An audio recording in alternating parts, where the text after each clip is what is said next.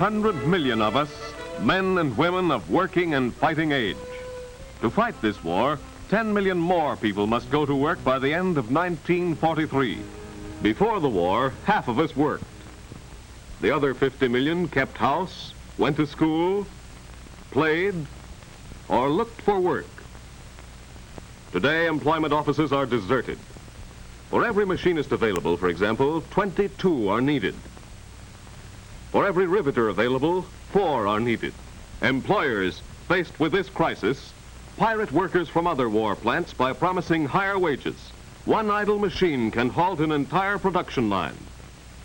Chaos exists on the labor side, too. Workers hear rumors of high-paying jobs, fail to ask what skills are required, and rush to critical areas. Uprooted, homeless, they are an added problem. Places to live are so scarce that men sleep in shifts in what are known as hotbeds. Plainly, such confusion will not speed our war industry. We organize ourselves for this war. We set up an agency headed by Paul V. McNutt. One of my first steps as chairman of the War Manpower Commission was to appoint a policy committee of representatives of labor and management to help locate and solve our manpower problems. Overcrowded Baltimore is the test area. Manpower and Army experts decide that such production centers have unused labor sources to uncover before calling in migrants. Business, labor, and government meet. Union delegates pledge to curtail job switching among war workers. We do not want any man in the essential war industry to leave his job without first clearing through his union. If our workers are in places where they are of greatest service, that's where we want them to stay. Employers sign anti-labor pirating pledges. Now Manpower has 2 tasks: locating skilled men and training new labor. First, the Selective Service Skills Survey is used. A beer salesman was once a pipe fitter. I've been with this company 10 years. There's a lot of seniority to give up. Well, we'll see what can be done about it. His employer is contacted. We feel that your going into war work is the same as joining the armed forces. Your job will be waiting for you. Thank you. Now he builds ships. Guaranteed seniority on this pattern will free thousands of trained men for war jobs. A second large source of skilled ex-workers is found among storekeepers. I've got a nice little store built up. What shall I do with it? Well, maybe you can sell it. As their establishments are transferred to folk without critical skills, many small businessmen discover they can earn more at war jobs than they did in business. There is no time to train men in skills that take years to develop. Manpower's next move is to list all non-war enterprises which can be called upon to give up skilled workers. The commissioner informs the department store manager that a gun carriage plant urgently requires men. Boys, the War Manpower Commission wants some of us to change over to war industry. Leo, you want a job? Okay with me. Within the war plants, skills are spread. An experienced machinist breaks down his job so that parts can be handled by new men. The second phase of Manpower's program is to find and train people for the millions of jobs that do not demand long-time skills. Unemployed or employed below their best capacity are 1 million Negroes. Do you want to learn one of these jobs, Hubert? Well, then that's the one for me.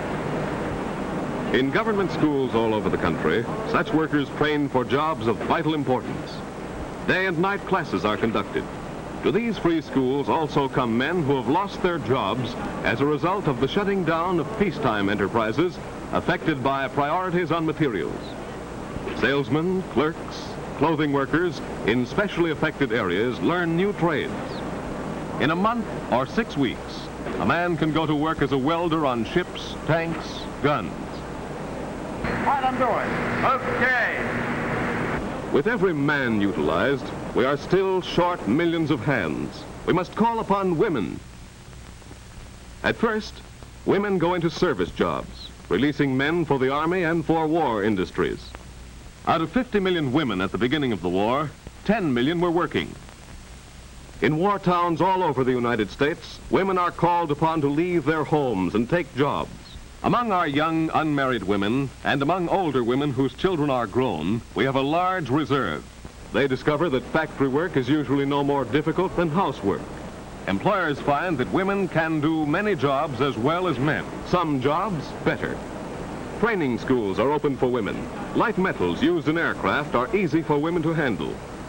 But they undertake every form of shop work, even invading such fields as welding, hitherto reserved for men.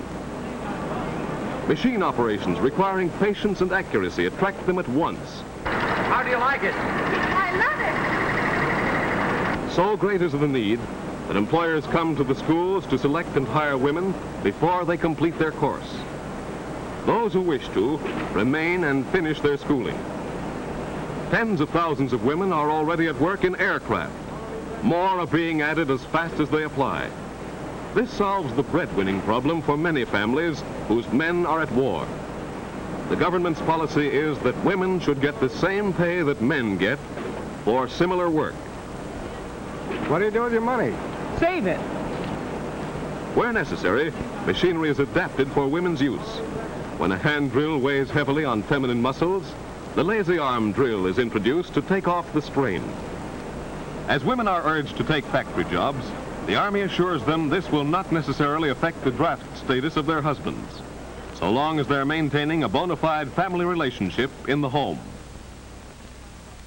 By the end of 1943, 1 out of every 3 women will be at work. When married women with small children have to take jobs, everything possible will be done to provide day care for the children. In the meantime, as men are drawn from the farms into our armed forces, America's youth finds its place in the war effort. Thus, the Manpower Commission utilizes voluntary means to organize our entire population for war. But we've already indicated through a national poll that we're willing to have such a program enforced by law. Today, a vast network of government employment agencies acts as our war manpower clearinghouse. If you are retired, your local U.S. employment office may arrange to train you for work right in your own community. Should you be physically handicapped, you will find your country is making special efforts to adapt your abilities. 4,500 local offices of the United States Employment Service are guiding us to our places in the war effort. Don't move around on your own. Consult a government agency first. If you're a woman who has never worked, you will find courses ready for you. Prepare now.